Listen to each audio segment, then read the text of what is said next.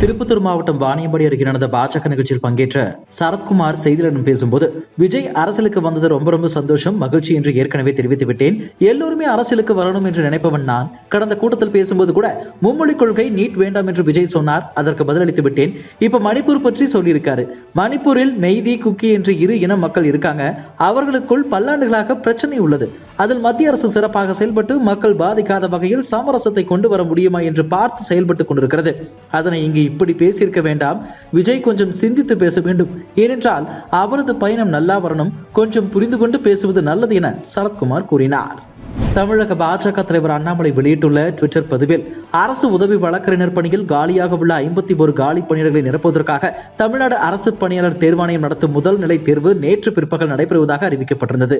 இந்த தேர்வுக்கு 4000க்கும் மேல் எண்ணிக்கையில் வழக்கறிஞர்கள் விண்ணப்பித்திருந்தனர். இந்த நிலையில் தேர்வுகள் நடந்த பல மையங்களில் தொழில்நுட்ப கோளாறு காரணமாக வழக்கறிஞர்கள் தேர்வு எழுத முடியாத சூழல் ஏற்பட்டதாகவும், முறைப்படி விண்ணப்பித்த பல வழக்கறிஞர்கள் பெயர்கள் தேர்வு மையங்களில் விடுபட்டிருப்பதாகவும் தெரிகிறது. தமிழ்நாடு அரசு பணியாளர் தேர்வாணையம் 4000 வழக்கறிஞர்களுக்கான தேர்வு ஏற்பாடுகளையே முறையாக மேற்கொள்ளவில்லை என்றால், தேர்வாணையம் நடத்தும் இதர தேர்வுகளை நம்பி அரசு பணிக்கான தேர்வுகள் எழுத காத்திருக்கும் பல லட்சம் இளைஞர்கள் நிலை என்ன? அரசு பணிக்கான தேர்வுகளை இத்தனை அலட்சிய போக்கில் கையாளும் திமுக அரசனை வன்மையாக கண்டிக்கிறேன்.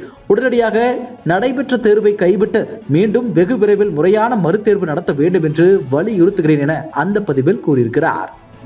மகளிர் ஆணையத்தின் தலைவர் மற்றும் உறுப்பினர் பதவியை நிரப்ப புதுச்சேரி அரசுக்கு உத்தரவிட வேண்டும் என்று ஜமுனா என்ற பெண் சில மாதங்களுக்கு முன்பு சென்னை உயர் நீதிமன்றத்தில் வழக்கு தொடர்ந்திருந்தார். இந்த வழக்கு நீதிபதிகள் செந்தில்குமார் மற்றும் கே ஆர் ஸ்ரீராம் அடங்கிய அமர்வில் விசாரணைக்கு வந்தபோது, புதுச்சேரியில் கடந்த 2004ஆம் ஆண்டு துவக்கப்பட்ட மகளிர் ஆணையத்தில் தலைவர் மற்றும் உறுப்பினர்கள் பதவிகள் கடந்த 2 ஆண்டுகளாக நிரப்பப்படாமல் இருக்கிறது.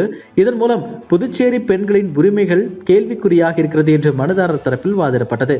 இதையடுத்து பேசிய நீதிபதிகள், இந்த வழக்கில் நீதிமன்றத்தில் புதுச்சேரி அரசு தரப்பில் தாக்கல் செய்யப்பட்ட பதில் மனுவை நீதிமன்றம் ஆய்வு செய்தது. ஆணையத்தின் தலைவர் மற்றும் உறுப்பினர்களின் பதவி காலம் நிறைவு பெறுவதற்கு முன்பே தேர்வுக்குழுவை அமைக்காதது ஏன்? இது புதுச்சேரி அரசு மகளிர் மற்றும் குழந்தைகள் மேம்பாட்டுத்துறையின் திறமையின்மையே காட்டுகிறது. எனவே இதற்கு காரணமானவர்கள் மீது புதுச்சேரி அரசு ஒழுங்கு நடவடிக்கைகள் எடுக்கும் என இந்த நீதிமன்றம் நம்புகிறது. கடந்த ஏப்ரல் 26ஆம் தேதி நீதிமன்றம் உத்தரவு பிறப்பித்த பிறகுதான் சம்பந்தப்பட்ட துறை விழித்துக் கொண்டிருக்கிறது.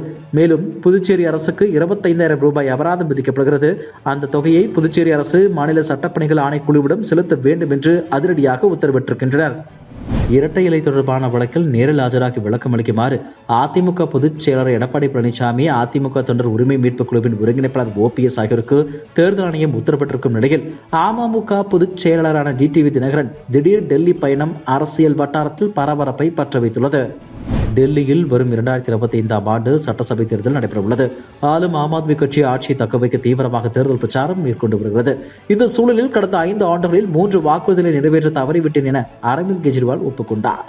அவர் ஆங்கில செய்தி சேனலுக்கு அளித்த பேட்டியில், கடந்த 2020ஆம் ஆண்டு சட்டசபை தேர்தலின் போது யமுனை நதியை சுத்தம் செய்தல், ஒவ்வொரு வீட்டிற்கு சுத்தமான குடிநீர், டெல்லியின் சாலைகளை ஐரோப்பிய தரத்திற்கு மாற்றியமைத்தல் ஆகிய 3 வாக்குறுதிகள் அளித்தேன்.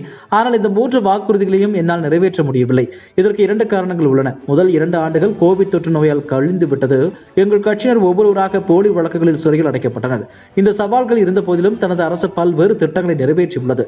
எனக்கு இன்னும் ஒரு வாய்ப்பு கொடுங்கள். அடுத்த 5 ஆண்டுகளில் நிறைவேற்றாத 3 வாக்குறுதிகளையும் நிறைவேற்றுவேன். கடந்த 75 ஆண்டுகளில் ஏழைகளின் குழந்தைகள் நல்ல கல்வியை பெறுவார்கள் என யாரும் நினைத்து பார்த்திருக்க முடியாது. நாங்கள் அதை நிறைவேற்றி உள்ளோம் என்று அவர் கூறினார். தெலுங்கானா முதலமைச்சர் ரேவந்த் ரெட்டி அளித்த பேட்டியில், ஒருவரை ஜெயிலுக்கு அனுப்பியது குறித்து இவ்வளவு விமர்சனங்கள் முன்வைக்கப்படுகிறது. ஆனால் ஒரு பெண் தன் உயிரை இழந்திருக்கிறார். அவரை குறித்து நீங்கள் ஒரு துளியும் கவலைப்படவில்லை. அந்த பெண்ணின் குடும்பம் எப்படி இருக்கிறது, அந்த ஏழை பெண்ணின் வாழ்க்கை என்ன ஆனது என்று எதுவும் கேட்கவில்லை. அல்லு அர்ஜுன் மீது நடவடிக்கை சரிதான். போலீசார் அவர்களது வேலையை செய்கிறார்கள். அல்லு அர்ஜுன் படத்தை பார்த்துவிட்டு வெளியே வந்து கொண்டாடி ரசிகர்களை உற்சாகப்படுத்தினார். இதனால் நிலைமை கட்டுக்கடுங்காமல் போனது. சினிமா நட்சத்திரங்கள் பணம் சம்பாதிப்பதற்காகத்தான் படம் நடிக்கிறார்கள். சாமானியர்களுக்கு இதில் எந்த சம்பந்தமும் இல்லை. சட்டப்படி நடவடிக்கை எடுக்கப்படும்.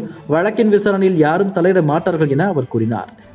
உடல்நலக் குறைவால் காலமான EVKS இளங்கோவன் உடல் சென்னை ராமபுரத்தில் உள்ள அவரது இல்லத்தில் பொதுமக்களின் அஞ்சலிக்காக வைக்கப்பட்டுள்ளது. இன்று அவரது உடலுக்கு இறுதிச் சடங்கு செய்யப்படுகிறது. இந்நிலையில் EVKS இளங்கோவன் உடலுக்கு தமிழக பாஜக மாநில தலைவர் அண்ணாமலை மலர் வளையம் வைத்து அஞ்சலி செலுத்தினார். இதேபோல அதிமுக முன்னாள் அமைச்சர்கள் ஜெயக்குமார் மற்றும் செங்கோட்டையன் ஆகியோர் மாலை அணிவித்து அஞ்சலி செலுத்தினர். இதேபோல முன்னாள் காங்கிரஸ் கமிட்டி தலைவர் KV தங்கபாலு, முன்னாள் மேயர் சைதை துரைசாமி மாலை அணிவித்து அஞ்சலி செலுத்தினார். இதனைத் தொடர்ந்து இந்திய மார்க்சிஸ்ட் கம்யூனிஸ்ட் கட்சியின் மாநில செயலாளர் K பாலகிருஷ்ணன் மற்றும் இந்திய கம்யூனிஸ்ட் கட்சியின் மாநில செயலாளர் முத்தரசன் ஆகியோர் அவரது உடலுக்கு அஞ்சலி செலுத்தினர். இதுபோன்ற செய்திகளை மேலும் தெரிந்து கொள்ள எங்களது யூடியூப், ஃபேஸ்புக் மற்றும் ட்விட்டர் ஆப்களை சப்ஸ்கிரைப் செய்யவும்.